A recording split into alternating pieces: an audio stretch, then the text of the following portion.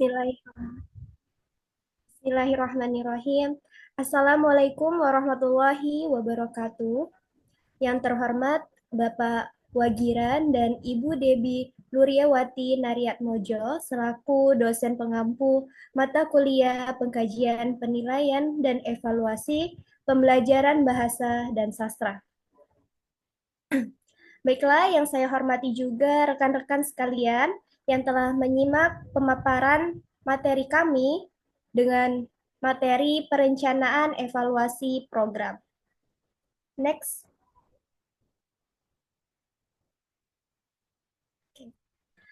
Adapun anggota kelompok 4, yang pertama Dede Indriani Rahmawati, yang kedua Maulana Pondra Tegar Irawan, dan yang ketiga saya sendiri Delsa Jelita Putri. Next. Baiklah, untuk materi yang pertama akan disampaikan oleh rekan saya, yaitu Dede Indriani Rahmawati. Saya persilahkan.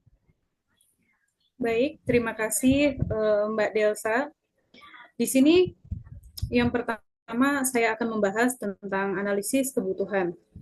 Yang pertama itu peran analisis kebutuhan. Menurut Roger, Kahneman, dan Van Wyk, W. English, 1979, mendefinisikan analisis kebutuhan suatu proses formal untuk menentukan jarak atau kesenanjungan antara keluaran dan dampak yang nyata dengan keluaran dan dampak yang diinginkan. Kemudian menempatkan deretan kesenjangan ini dalam skala prioritas, lalu memilih yang paling penting untuk menyelesaikan masalahnya. Dalam hal ini, kebutuhan diartikan sebagai jarak antara keluaran nyata dengan keluaran yang diinginkan untuk memperoleh keluaran dan dampak yang ditentukan. Next. Yang kedua, peran analisis kebutuhan. Analisis kebutuhan merupakan alat yang mengkonstruksi dan positif untuk melakukan perubahan. Yang dimaksud dengan perubahan di sini bukanlah perubahan yang radikal dan tidak berdasar, tetapi perubahan yang didasari logika yang bersifat rasional.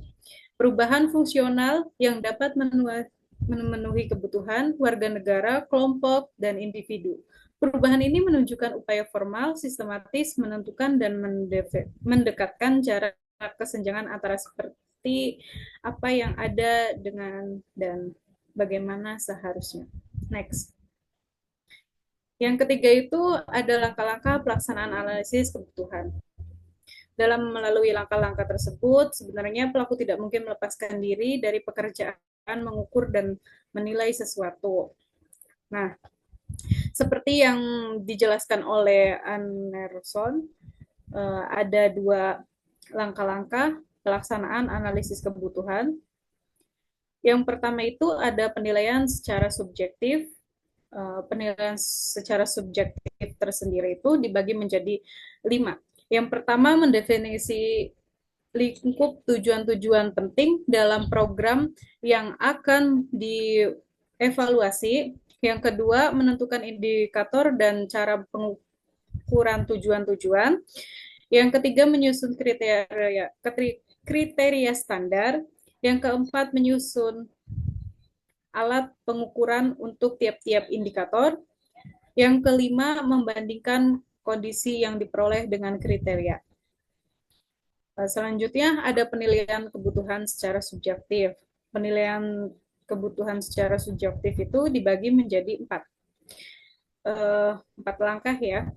Yang pertama itu mendefinisikan tujuan, yang kedua itu menentukan pilihan kriteria atau menyusun kriteria yang sesuai dengan setiap tujuan masing-masing dalam bidang dan indikator.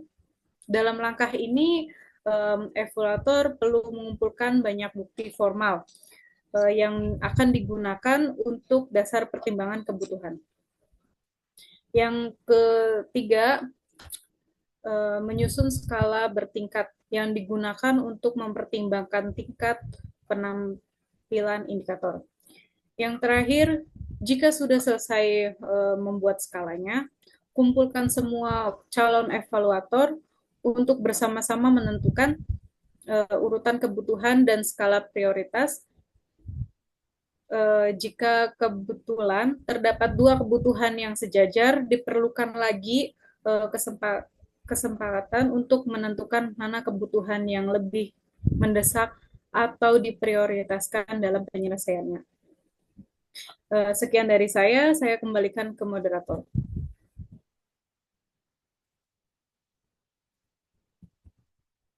Next, Tegar.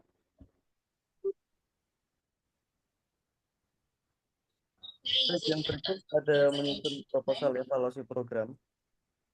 Roundback tahun 1982 dan Patton 1982 mengemukakan beberapa prinsip umum yang ada pada evaluasi program sebagai berikut.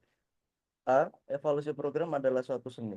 Tidak ada satupun saran untuk rancangan yang paling cocok bagi kegiatan evaluasi. Tetapi untuk evaluasi program sebaiknya tidak menggunakan rancangan yang eksperimen. Dan yang B, evaluator program tidak memiliki wewenang dalam memutuskan hasil program, tetapi hanya sekedar memberikan bantuan data ataupun informasi kepada pengambil keputusan. Berikutnya adalah langkah penting prosedur evaluasi program. Yang pertama, ada lima langkah. Yang pertama, menyusun proposal.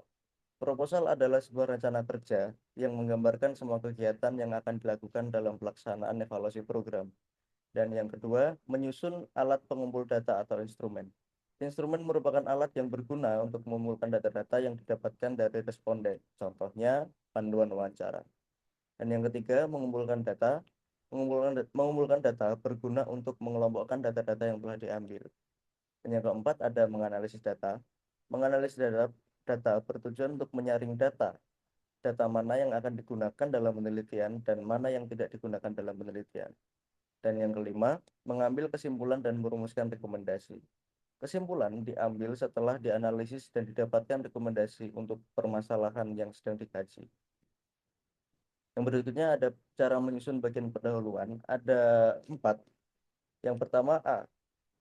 Penulisan latar belakang masalah. Penulisan latar belakang masalah didasari dengan masalah yang benar-benar terjadi dan sebaiknya disertakan kesenjangan dari masalah tersebut yang berguna untuk meyakinkan pembaca. Yang kedua ada identifikasi masalah. Identifikasi masalah dalam pendahuluan proposal adalah penjelasan tentang masalah-masalah spesifik yang muncul dari latar belakang penelitian.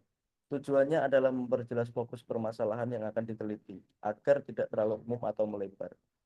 Yang ketiga ada tujuan umum dan tujuan khusus. Tujuan umum dalam pendahuluan proposal adalah pernyataan besar tentang apa yang ingin dicapai secara keseluruhan dari penelitian ataupun kegiatan. Tujuan khusus adalah rincian dari tujuan umum, yaitu sasaran-sasaran kecil yang lebih spesifik, terukur, dan dapat dievaluasi. Dan yang terakhir ada manfaat hasil evaluasi. Hasil evaluasi nantinya dapat digunakan sebagai solusi untuk memecahkan masalah yang sedang dikaji. Yang berarti di sini manfaat hasil evaluasi adalah solusi yang didapatkan untuk memecahkan masalah. Yang berikutnya ada cara menuliskan bagian metode evaluasi program. Ada 3. Yang pertama, penentuan responden atau sumber data. Menentukan responden atau sumber data baru dapat dilakukan oleh evaluator. Agar tidak keliru menentukannya, evaluator perlu tahu batasan atau definisi sumber data tersebut. Yang kedua, metode pengumpulan data. Metode pengumpulan data yang digunakan sama dengan metode penelitian. Contohnya angket, wawancara, observasi, tes, dan lain sebagainya. Dan yang ketiga, ada penentuan instrumen pengumpulan data. Penentuan instrumen didasarkan pada kebutuhan pengambilan data. Jika data berupa wawancara, maka instrumen yang digunakan adalah panduan wawancara. Dan bahkan jika data berupa hasil observasi, maka instrumen yang digunakan adalah tabel laporan hasil observasi. Saya kembalikan kepada moderator. Terima kasih. Oke, baiklah. Adapun cara atau alat untuk instrumen evaluasi program. Ada 4 syarat untuk instrumen evaluasi program sebagai berikut. Yang pertama, valid atau sahih. Yang mana tepat menilai apa yang akan dinilai. Kemudian yang kedua, reliable, dapat dipercaya, yaitu bahwa data yang dikumpulkan benar seperti apa adanya, bukan palsu. Kemudian yang ketiga, practicable, yaitu bahwa instrumen tersebut mudah digunakan, praktis, dan tidak rumit. Kemudian ekonomis. Ekonomis ini tidak boros dalam mewujudkan dan menggunakan sesuatu di dalam penyusunan. Artinya tidak banyak membuang uang, waktu, dan tenaga. Menyusun instrumen ini merupakan pekerjaan yang penting, tetapi memang agak rumit. Itulah sebabnya penyusun dituntut memiliki kemampuan yang memadai seperti yang disyaratkan. Next. Adapun langkah-langkah dalam menyusun instrumen. Yang pertama, identifikasi sasaran sebagai objek evaluasi. Untuk mengidentifikasi indikator, ada petunjuk yang perlu diikuti agar hasilnya urut dan tuntas. Adapun petunjuk yang harus diikuti, yang pertama, mulai dari sifat yang kuantitatif, baru kualitatif. Kemudian mulai dari luar, baru mengarah ke dalam. Kemudian yang ketiga, mulai dari yang umum, baru ke khusus. Misalnya, kualitas bahan koleksi secara umum, baru kondisi masing-masing jenis bahan koleksi, dan dapat ke yang lebih khusus lagi. Dan yang keempat, jika yang diidentifikasi merupakan proses atau prosedur, maka diurutkan dari pemunculannya. Nah, misalnya nih, komponen yang dinilai kemampuan mengajar, maka indikator urut dari proses yang terjadi yaitu yang pertama membuat persiapan, yang kedua melaksanakan pembelajaran, dan yang ketiga mengakhiri pelajaran. Selanjutnya, oke, yang kedua yaitu penyusunan kisi-kisi instrumen. Kata kisi-kisi ini menunjuk pada gambaran jaringan kotak-kotak seperti kusen jendela kaca. Nah, yang dimaksud dengan kisi-kisi ini dalam rangkaian proses penyusunan instrumen adalah semacam tabel kolom baris yang memberikan gambaran tentang kaitan antara objek sasaran evaluasi, instrumen, dan nomor-nomor butir dalam instrumen. Oleh karena itu, kisi-kisi dibuat khusus untuk instrumen tertentu. Evaluator perlu membuat kisi-kisi yang sama, banyak dengan instrumen yang akan digunakan dalam kegiatan evaluasi. Nah, jika dalam evaluasi terdapat 3 angket, misalnya untuk guru, kemudian untuk siswa, dan yang ketiga untuk kepala sekolah, berarti kisi-kisinya pun 3. Ketentuan ini bukan harga mati. Jika penyusun mampu membuat satu kisi-kisi yang merupakan gabungan 3 angket, boleh saja. Nah, hal ini dapat dilakukan hanya apabila ada beberapa persamaan objek yang dijadikan sasaran. Selanjutnya, oke. Yang ketiga, penyusunan butir-butir instrumen. Menyusun instrumen merupakan langkah kegiatan yang relatif sulit, akan tetapi sangat penting.